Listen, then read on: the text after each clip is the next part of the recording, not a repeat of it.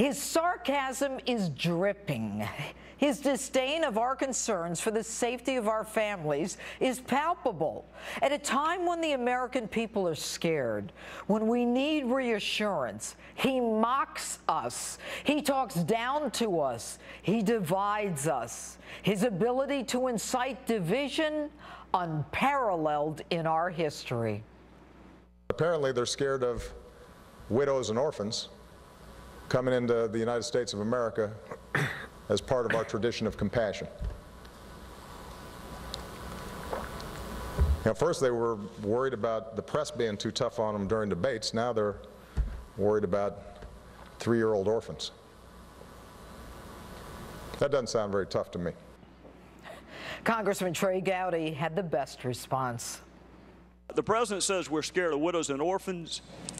With all due respect to him, what I'm really afraid of is a foreign policy that creates more widows and orphans. But we've seen this kind of division before, haven't we? In Ferguson, stoking the flames of racial hatred, chaos, and unrest. And when the ball is in his court, he can't even bring a civil violation. ISIS is spreading death and destruction in Paris. Al-Qaeda doing the same in Mali. On the heels of the downing of a civilian Russian airliner, the killing of innocents in Lebanon. Mr. President, can you not understand? We're scared. All we want is the truth. No unsubstantiated narratives. Al-Qaeda's on the run. ISIS is a JV team. The day before the Paris attack, you're crowing, ISIS is contained. And that genius sidekick Kerry of yours says, we're winning and ISIS is losing. We're not afraid of the truth. We're not afraid of Syrian refugees, most of whom are fleeing ISIS. What we are afraid of are radical Islamists, Muslim terrorists who seek to hide among Syrians to enter our homeland. And instead of reassuring us, you say we're popping off? You're more angry with reporters who are asking questions on our behalf than you are the ISIS barbarians. And you preach what our values should be, that we can't slam the door on refugees as if we're cold-hearted creatures. You yourself said we spend more than any other country on humanitarian aid. And don't play the religion card that we're not Christian if we don't do what you want. It's the individual who turns the other cheek, not the government. It's the individual who's supposed to be charitable, not the government. And you say we don't discriminate against people because of their faith. So tell me why there is a disproportionate number of Muslims admitted here compared to Christians. More than 95% of the Syrian refugees admitted are Muslims, and only 2.3% of Syrians you've admitted are Christian. The truth is, Christians represent 10%. So why only admit 2.3%? Even the preamble to our Constitution reads in part, we the people, in order to form a more perfect union, establish justice, ensure domestic tranquility, and provide for the common defense, establish this Constitution for the United States. The first obligation of government is the protection of its citizens. That's why you're the commander-in-chief.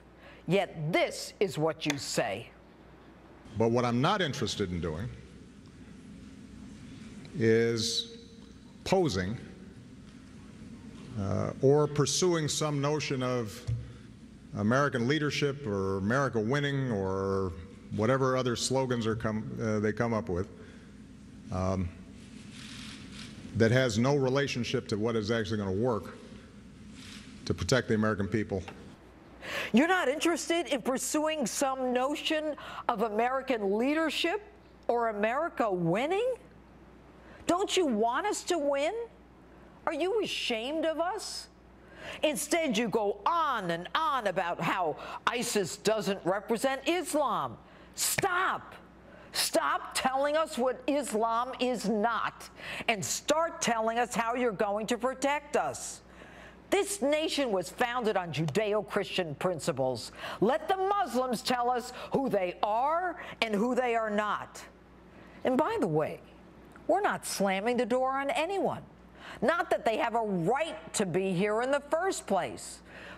And why aren't the Arab countries, Saudi Arabia, the United Arab Emirates, Qatar, taking them? And you tell us that these refugees are subjected to rigorous screening and security background checks? That's baloney, and you know it.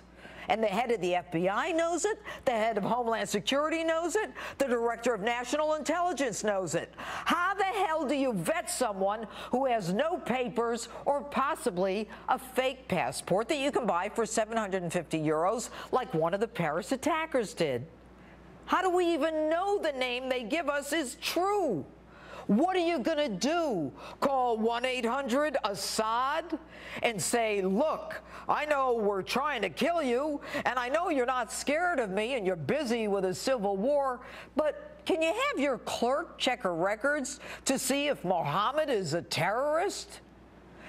And even if you got that call through, I wouldn't believe you because you've already proven you're not capable of protecting us.